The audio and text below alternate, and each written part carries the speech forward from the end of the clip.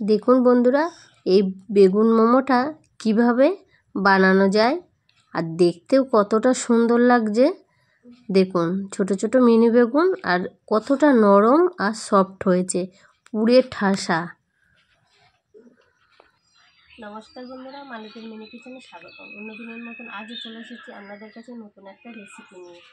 আজকে কিন্তু আমি একটা অন্য ধরনের মোমো তৈরি করে আপনাদের দেখাবো।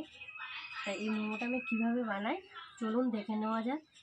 আর দেখতেও যতটা সুন্দর হবে খেতেও কিন্তু ততটাই সুন্দর হবে। তো চলুন তাহলে দেখে নেওয়া যাক। ময়দা নিয়ে নিয়েছি, আর ময়দার ভিতরে কিন্তু এই লবণটা মিশিয়ে দেবো। দিয়ে দেবো একটু রিফাইন তেল। ময়দাটা সুন্দর করে মেখে নেব। ময়দাটা কিন্তু ভালো করে ময়ান করিয়ে নিতে হবে। দেখুন ময়ানটা কিন্তু আমার দেওয়া প্রায় হয়ে গেছে। দেখুন আমি কিন্তু দুটো ভাগে ভাগ করে নেব।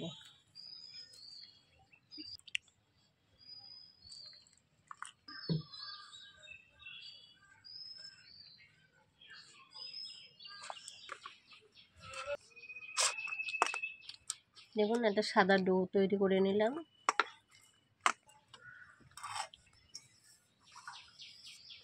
সেমভাবে কিন্তু একটু সবুজ ডো তৈরি করে নেব। আপনারা কিন্তু পালং শাক দিয়েও কিন্তু করতে পারেন। আমি কিন্তু পালং শাক ঘরে ছিল না, তার জন্য কিন্তু আমি একটু ফুড কালার ইউজ করেছি।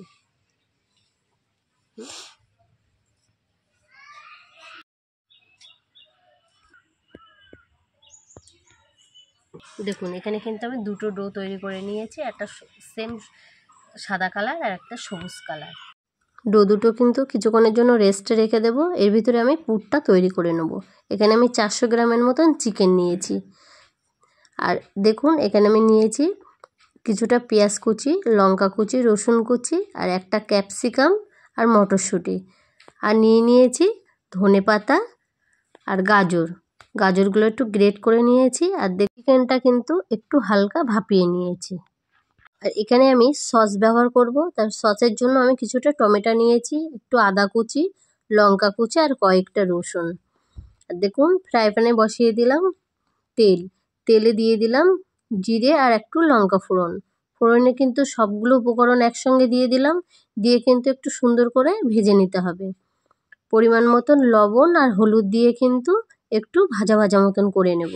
তাহলে কিন্তু টমেটো সসটা খেতে কিন্তু বন্ধুরা দারুণ লাগে। এইভাবে একবার টমেটো সস বানিয়ে দেখবেন, খেতে কিন্তু ভীষণ টেস্টি হয়।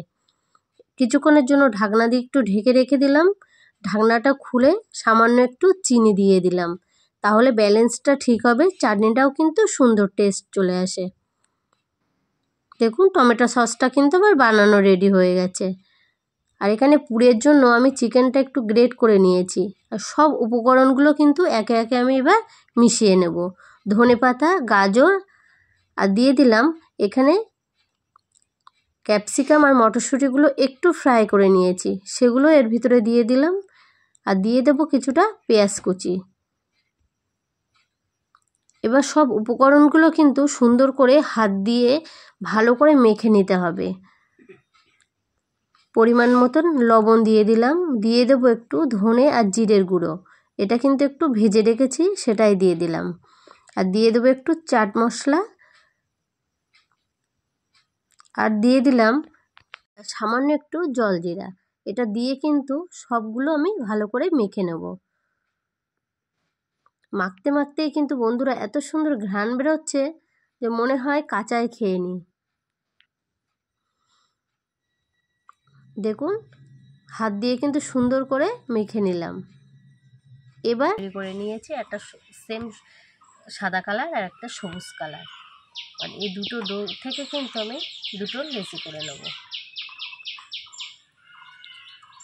দেখুন দুটো লেচি করে নিয়েছি। এবার কিন্তু রুটি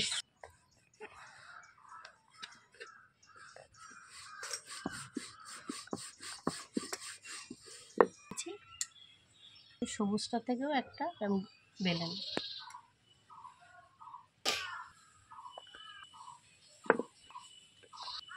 শেপে কেটে নেব।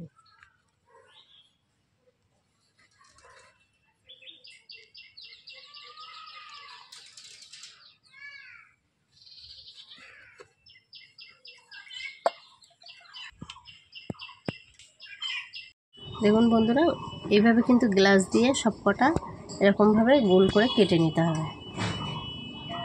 তাহলে সবকটা লেচি একই সমান আসবে। সাদাগুলোও কিন্তু এরকমভাবে কেটে নিতে হবে।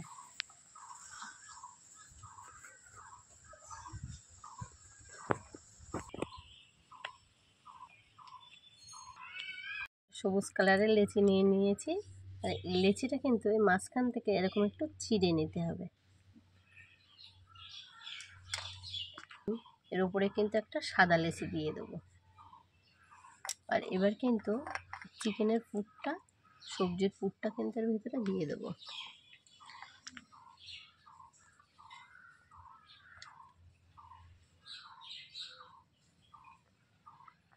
এটা কিন্তু এবার এরকমভাবে মুড়িয়ে নিতে হবে। দেখুন কিভাবে আমি মুড়িয়ে নিচ্ছি।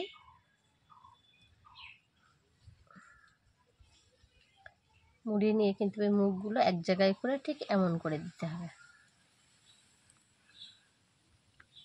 আর এবার এই পিছন দিকটা কিন্তু চিড়ে নিয়েছি, সেই জায়গাটা কিন্তু এবার এরকম করে দিতে হবে।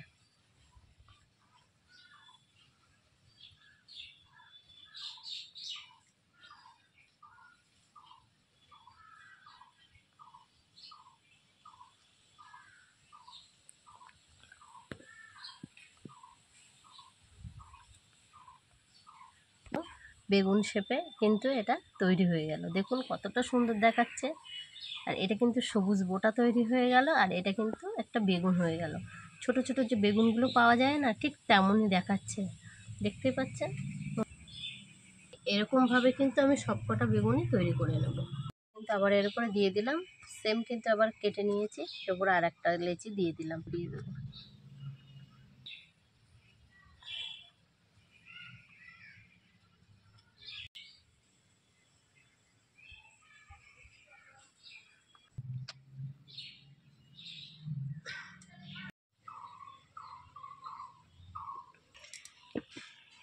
দেখুন বন্ধুরা, কতটা সুন্দর বেগুন মোমো আমার তৈরি হয়ে গেছে।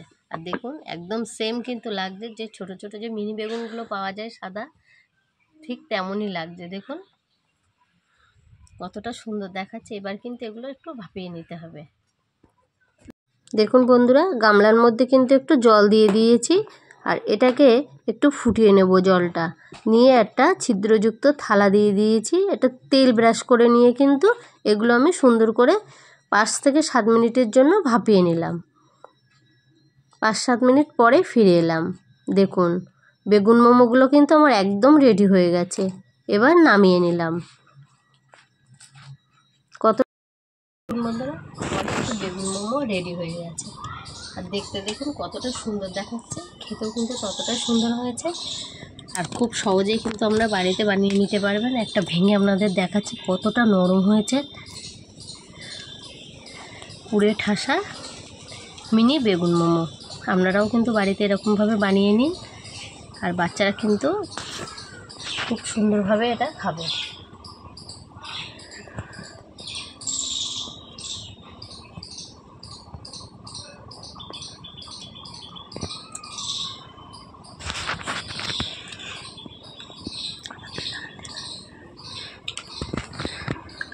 বন্ধুরা দারুণ টেস্ট হয়েছে, আপনারাও কিন্তু এরকমভাবে বাড়িতে বানিয়ে খেতে পারেন।